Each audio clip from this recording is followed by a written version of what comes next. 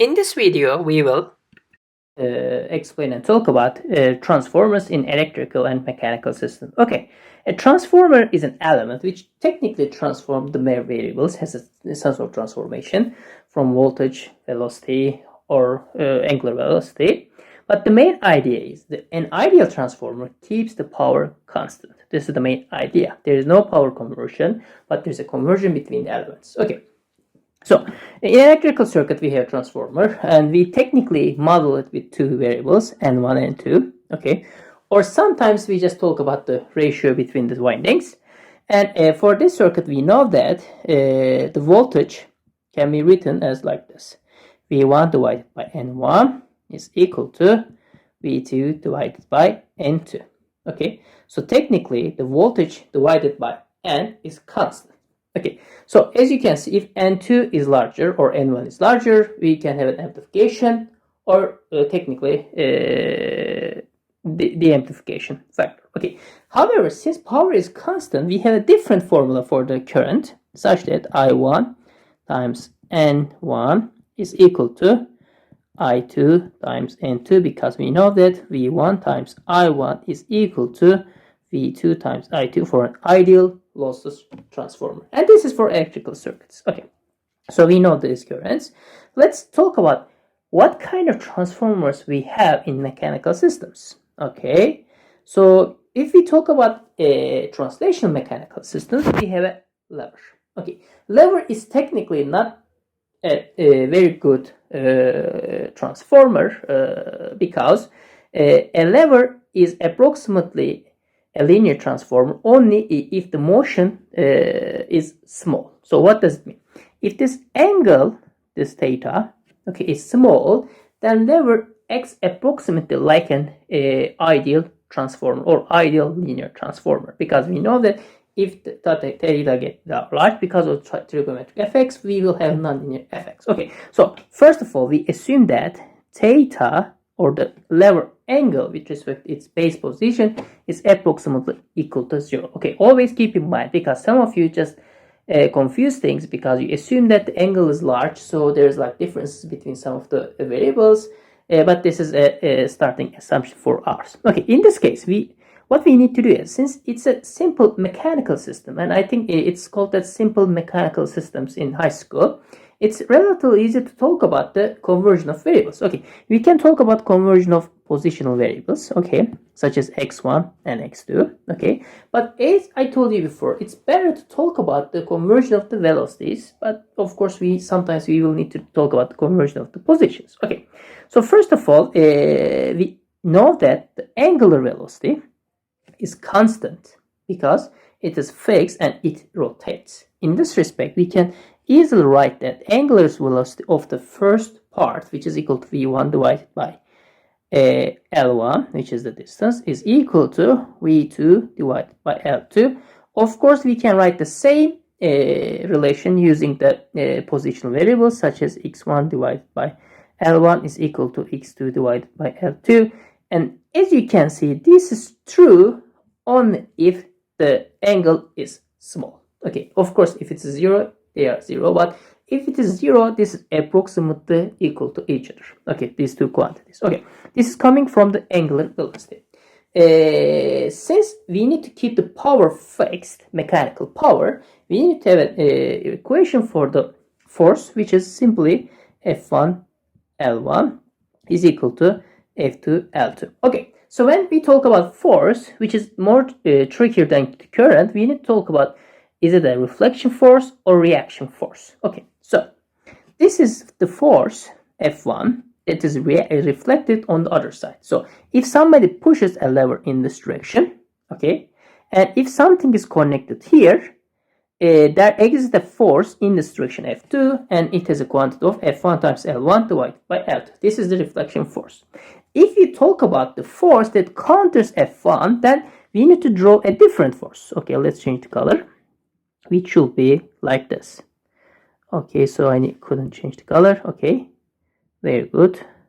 Okay, this is the reflection force, F2 prime. So magnitude is the same, but this is the reaction force, which technically is required to balance the lever, because this is a massless ideal lever. There is no friction, so there should be some sort of reaction force acting on the lever coming from the other side, such that F1 is equal to F2 prime.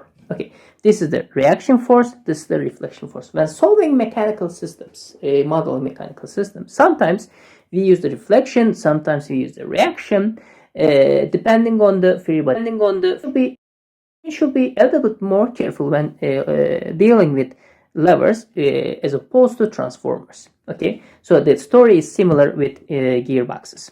Okay, so what is gearbox?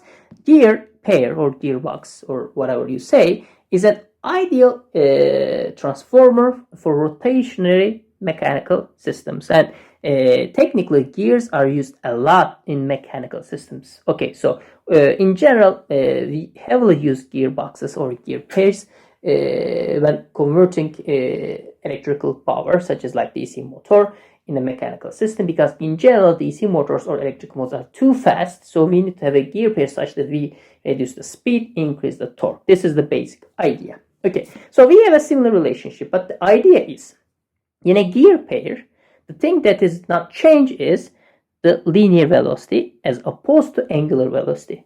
So we will have a similar relationship, but you will see that it is different. Okay, so the linear velocity at the intersection of these two gear pairs is equal to each other. Okay, so what is linear velocity? Linear velocity is equal to V1 times R1. But as you can see, I used N1 and N2. What is N1? N1 is the number of teeth, or number of teeth actually, on this gear. N2 is number of teeth on the second gear. Okay, so in the gear pairs, in order to have a functional normal gear pair, the teeth sizes should be equal to each other. In that respect, N1 divided by N2 is equal to R1 divided by R2, because the number of teeth should be technically proportional to the perimeter of the gear, which should be also, of course, proportional with the radius. Okay, so keep in mind, we can also change this like this. W1 or omega 1 N1 is equal to omega 2 R2, omega 2 N2. Okay, of course, I can change the equation a little bit, write in a different perspective, such as I can write that omega 1 divided by N2 is equal to omega 2 divided by N1, or vice versa. If you remember, let's look at here. V1 is divided by L1, but now omega 1 is divided by N2. Okay, because of this change of constraint, because in this case angular velocity is fixed, in the other case the linear velocity is fixed, as you can see, we kind of changed the index. Okay, and similarly, if we talk about the torques, what we need to talk about the reflection or reaction, and here I draw the reflection force, a reflection torque. Okay, if I apply a torque here, okay, this torque reflected as torque 2, and the relationship is simply is equal to torque 1 R2 is equal to torque 2 R1, and torque multiplied with radius is technically the force acting on this point. Okay, this is the force. We technically convert torque to force, and they should be equal to each other for an ideal lossless gear. Otherwise, it will break the gear. This is the basic idea. Okay, so if I technically collect everything, so let's do that. Okay, let's do this. If I can do that, I think I can do that. Okay, so let's copy. Okay, paste. That's great. I think I have enough time. Okay, that's great. Oh, sorry for that. And if I do it here, okay, so I have an electrical system. Okay, this is copy. Let's copy that. Okay.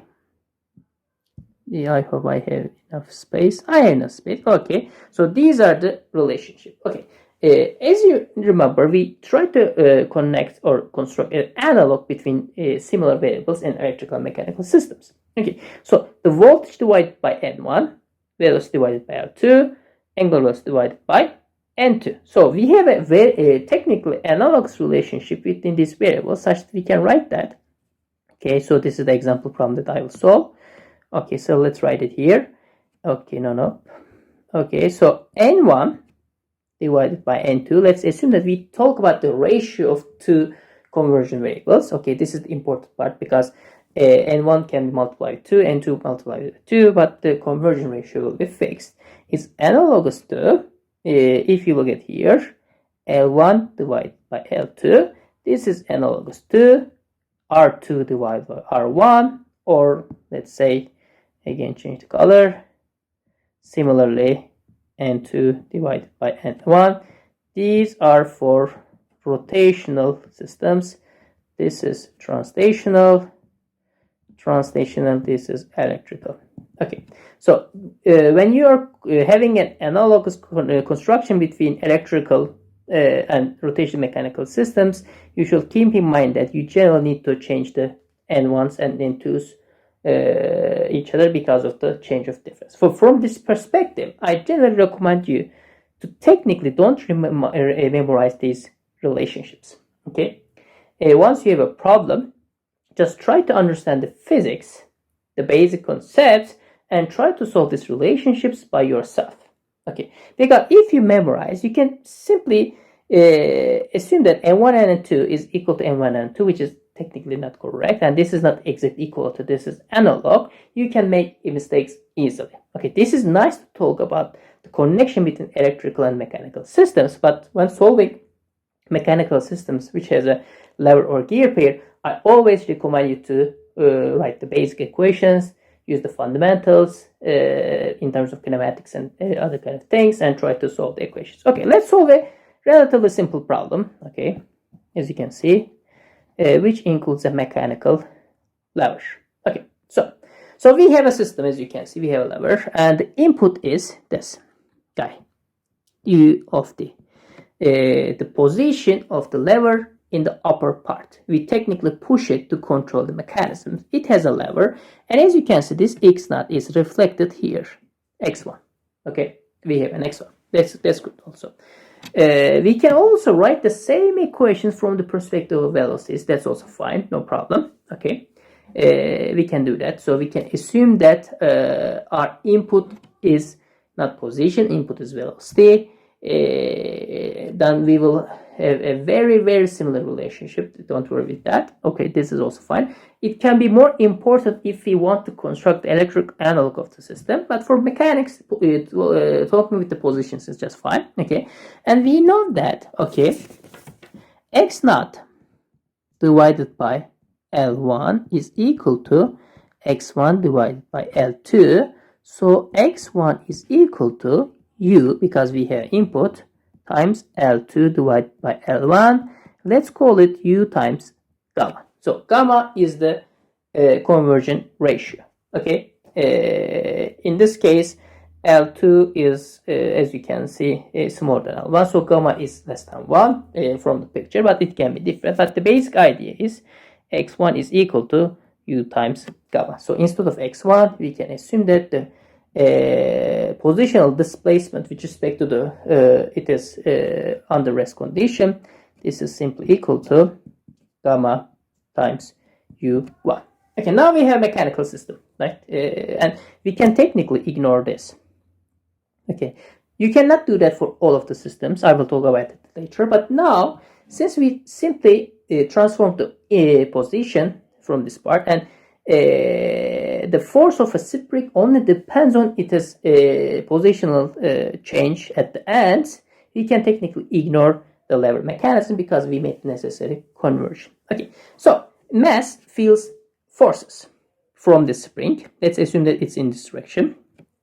Okay, because the spring is technically pushing this mass, so it's not necessarily pushing always, but at the beginning of the mechanism, it pushes it, and we have a damper force in this direction and spring force in this direction. Okay, so let's start with the hardware. What is the force here? If the spring is pushing the mass, it means that it is in compressed position, because when it is compressed, let's assume that this is spring. When it is compressed, this is let's say rest length L0. This is L. It applies a force opposite direction because it's compressed, so it pushes the human or mechanism outside, and we know that F1 is equal to K1 times total displacement or total compression. So if it is compressed, it's obvious that X1 needs to be larger than X2, because when the spring is in condition, X1 is equal to 0, X2 is equal to 0. Okay, so from this perspective, we know that, okay, this is equal to X1 minus X2, or let's write that it is equal to, let's write it here, F1 is equal to K1 times gamma U minus X2. That's great, right? So we find our first important equation, which is here. Okay, good. So the other forces are easier. Okay, so damper resists the velocity, change of velocity, and since this is connected to ground, okay, FB, let's go with B, is equal to B times X2 dot. Okay, that's right. And F2 is the second spring force, is equal to K2 times, it is compressed. Also, we assume that since spring is pushing, since it's compressed and this part is not moving, it is simply equal to X2. Okay, so we technically computed all of the required forces. So we need to find an ordinary differential equation, then we will try to convert it into a transfer function form. So what is the equation? Very simple. We know that m times x2 double dot, okay, is equal to total force. So x2 is in this direction, so we need to be careful with the direction of the forces. So it should be equal to F1 minus FB minus F2. Okay, so I think I will need these forces. Okay, copy, that's great. Let's compute it here. Okay, so let's clean them and find the whole equations of motion. That's great. Okay. What I need to do is I need to eliminate unnecessary variables. So my output is x2. This is y. I can change x2 with y. That's great. So u is my input. As you can see, there's nothing I need to get rid of. I need to just combine these equations. So it is equal to m times y double dot is equal to k1 gamma u minus x2, that's great, minus b x2 dot, okay, that's great, minus k2 x2. So let's change x2 dot because it's now y dot k2 times y. That's great. So I need to push all of the y's in this part and the input other part. So m y double dot plus, okay, so by dot, which is easy, y dot plus k1 plus k2y is equal to k1 times gamma u. Okay, I think that's great. So we are reaching somewhere. Let's leave y double dot alone. So y double dot plus b divided by m y dot plus k1 plus k2 m y is equal to k1 divided by m times gamma u. If you remember, gamma is equal to L2 divided by L1. If you check the lecture notes, this is exactly the same answer. Okay. Now, what we can do is we can find the transfer function, which is super easy. We need to simply convert everything in Laplace domain. Okay. So, the numerator will be composed of this s squared plus b divided by ms plus, okay, k1 plus k2 divided by m. That's great. Numerator is k1 divided by m times gamma. We computed the transfer function. Okay, so what we did is we technically computed derived the ordinary differential equation or transfer function of a mechanical system which has a simple lever connected to one end of the mechanism.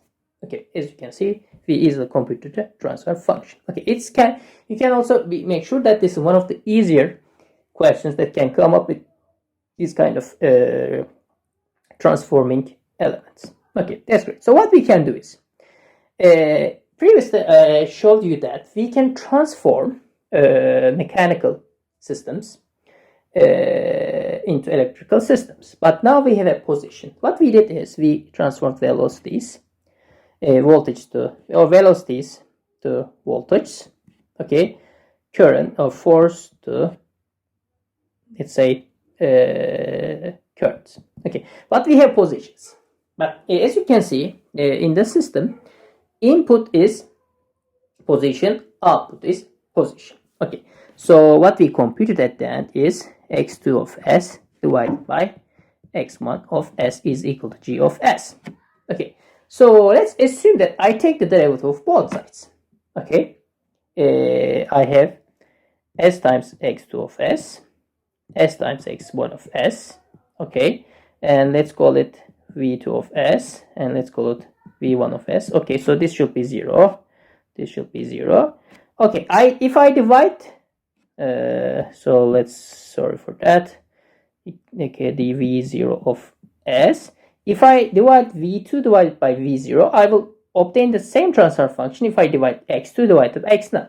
Okay, so in this respect, I can assume that, which is perfectly fine, input is v0.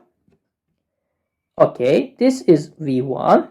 That's perfectly fine. Okay, of course it has a position, but it will be directly related with the force of the spring, and I can assume that this is equal to v2. Okay, what I'm doing is not for deriving the equations of motion, for constructing an electric analog of the system, but I will not solve the equations of the electric analog of the system. Okay, so what we have here is a transformer.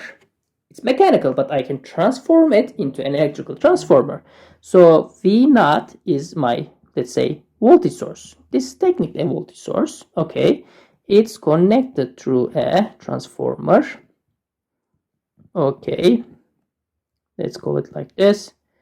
Okay, and technically the change, like the conversion ratio is L1, L2, because we already learned that. Okay, now this is equal to V1, the velocity at this node. Okay, so V1 is connected to the mass through a spring, and we know that spring is an inductor. Okay, that's great, but inductance is equal to 1 over K1. Okay, this is the velocity of the mass, and when we have a mass, it's always connected to ground because we measure its velocity with respect to inertial reference frame. So we have a capacitor, and capacitor has a capacitance of M. Okay, this is a node. This node is connected to ground through a resistor, because a damper is a resistor, and through another inductor. Okay, inductance is equal to 1 over K2, and resistance is equal to 1 over B. If you solve this electrical circuit, if you assume that, okay, this is your input, this is your output, if you construct a transfer function, you will find exactly the same answer. Okay, but as I told you before, it's a nice practice, intellectual training to do that, but if I have a lever or gearbox in my system, I wouldn't convert it into a pure electrical system in a quiz or in a midterm. But it's a really good thing that to understand that these are technically very, very similar systems. Only the units are different, but the dynamics are closely related to each other. But of course, they have generally different time scales, different kind of properties depending on the values. But at least it's good to know that with the same structure of transfer functions or equations, you can explain different kind of systems.